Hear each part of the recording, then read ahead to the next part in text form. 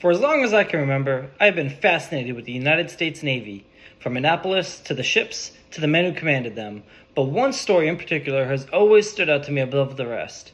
Let's bring the past into the present with the USS Philadelphia. There are many figures who contribute to history. Most are overlooked, some command the spotlight, and some are simply forgotten.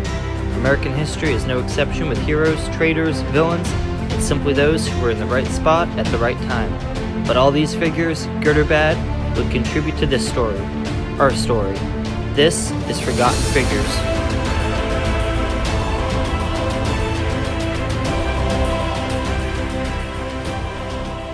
During the American Revolution, the Navy as we know it today did not yet exist. The Continental Congress simply borrowed private vessels and gave authorization to harass the Royal Navy. Thanks in large part to the French Navy, the war came to an end and the United States were set loose into the world. The debate and fear of standing armies extended to a navy. Eventually, in 1794, Congress finally conceded to the construction of original naval vessels and recommended 4 44-gun frigates and 2 20-gun frigates. On March 27th, by a narrow 46-44 margin, the Naval Act of 1794 was passed, authorizing the construction of 6 frigates, 4 intended to be 44 guns and 2 of 36 guns, though this would be increased to 38 guns based on the size of the ships. The work of constructing them was divided among the major seaports at the time: Portsmouth, New Hampshire, Boston, Massachusetts, New York, Philadelphia, Baltimore, and Norfolk, Virginia. Joshua Humphreys was chosen to design the frigates and came up with a design that would allow for the speed of a normal frigate but pack the power to match a man of war. Along with Josiah Fox, who had altered these plans in construction of the USS Chesapeake, the two set out to supervise construction of the new United States Navy. President Washington was given a list of important names related to the United States and chose the 6 that would adorn their hulls. In order of launch date, they were the United States, 44 guns but carried over 50, launched out of Philadelphia on May 10, 1797. The USS Constellation, 38 guns but carried up to 48, launched out of Baltimore on September 7, 1797. The USS Constitution, launched out of Boston on October 21, 1797, with 44 guns but carried over 50. The USS Congress, 38 guns but carried up to 48, launched out of Portsmouth on August 15, 1799. The aforementioned USS Chesapeake, 38 guns but carried up to 50, launched out of Norfolk on December 2, 1799, and the USS President, 44 guns but carried over 50, launched out of New York on April 10, 1800. Other frigates and ships would roll down the ways and join these 6, but one would stand out, built on the original designs of the original 6, the USS Philadelphia. It was built with money raised by the citizens of the city, thus adopting the name. It would weigh 1,240 tons and carry 36 guns, but we know how that goes. Now, when it comes to ships, there are 3 important dates, and I feel it's important to include these since the video is about the ship. Its keel would be laid down on November 14, 1798, and would be launched a year later on November 28, 1799. It would be a fully commissioned ship on April 5, 1800, just in time for the First Barbary War. The United States had been fighting a war on terror way before 9/11 or the First Gulf War.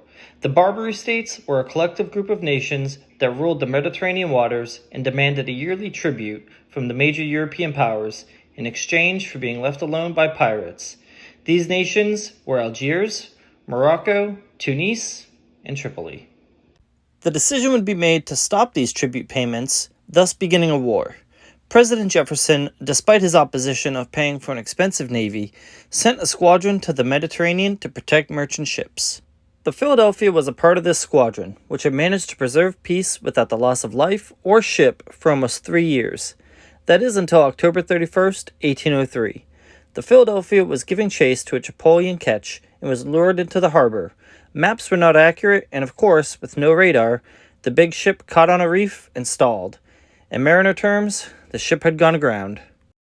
The commander of the Philadelphia was a 29-year-old captain named William Bainbridge. Born in Princeton, New Jersey in May 1774, he first set sail with the Merchant Marine at age 15 in 1789. In August 1798, he would be commissioned a lieutenant in the U.S. Navy, and shortly after, in November, be captured with his crew by two large French frigates in what was called the Quasi-War. Upon his release, he would serve without further incident and receive promotions up to captain. To his credit, Bainbridge would try everything to get the beautiful Philadelphia off the reefs. He would reverse sail. He would throw anchors off to one side in the hopes that they would drag the ship off the reef.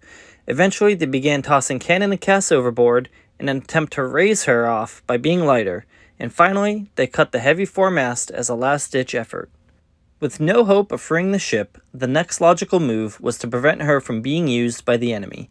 Holes were drilled in the bottom, the gunpowder was dampened, and the sails were burnt. The Tripoli pirates then took the entire crew captive and, surprisingly, gave them a decent amount of freedoms as they awaited their rescue. All the while, the men could see the ship in the harbor as the Tripolians attempted to free it off the reef, a task that they eventually would achieve. By this time, a crew was assembled with the objective of either recapturing the Philadelphia or burning it completely. This crew would sail under a captured ketch, which had been renamed Intrepid, and commanded by Lieutenant Stephen Decatur. Decatur was born in Maryland on January 5, 1779, and entered into the Navy the same time as William Bainbridge. His party of volunteers would sneak into the harbor and anchor up next to the hull of the Philadelphia under the guise that they were a local ship requesting a safe spot to tie up in the harbor after a storm had ripped off their anchors. In the dead of night on February 16, 1804, a group of sailors snuck on board the deck of the Philadelphia. After inspecting it to see if it was salvageable, they decided to burn it to the waterline. So they did. The captured men in the prisons could even see the massive flames and celebrated boisterously. Even British Lord Admiral Horatio Nelson would supposedly call it the most bold and daring act of the age. The Philadelphia was still in its infancy as a naval vessel, but preventing its use to the Tripoli pirates was a huge success and showed the American daring that so many soldiers and sailors still show today. Eventually, the harbor would be blockaded by a now renewed Mediterranean squadron, and a plan was soon developed to attack the city by an overland expedition through Egypt. This threat prompted a peace treaty to be signed on June 4, 1805, and the crew of the Philadelphia was released. Despite being captured and losing the Philadelphia, William Bainbridge would continue to command in the United States Navy. In 1812, he would be in command of my favorite vessel of all time, the USS Constitution, as it captured and destroyed the HMS Java. He would hold numerous positions after this up until his death in 1833, and would have 4 destroyers named after him. Stephen Decatur, on the other hand, was not as fortunate. After his raid to destroy the Philadelphia, he would be promoted to captain and, also in 1812, score a huge naval victory against the British as his ship, the USS United States, would capture the HMS Macedonian. In 1815, in command of the USS President, he attempted to break out of the British blockade, but would be captured. Despite this, he would go on to lead the Mediterranean Squadron in the Second Barbary Wars, before being killed in a duel in 1820 by fellow naval commander Commodore James Barron. He is, however, remembered in the Marine battle hymn, "From the halls of Montezuma to the shores of Tripoli." The tale of the Philadelphia establishes early on America's resilience in the face of catastrophe and sets a precedent for future Marines, sailors, and soldiers to follow. The ship would more than likely be memorialized today like the USS Constitution had it not been captured and destroyed, or it could have been salvaged for its wood like other sailing vessels of the day. But it was the heroic mission to destroy it that makes it a forgotten figure. If you enjoyed this video, please check out my others on my YouTube page, or follow me on Twitter at PastAndPresent4. And as always, don't forget to like, comment, and subscribe. Thanks for watching.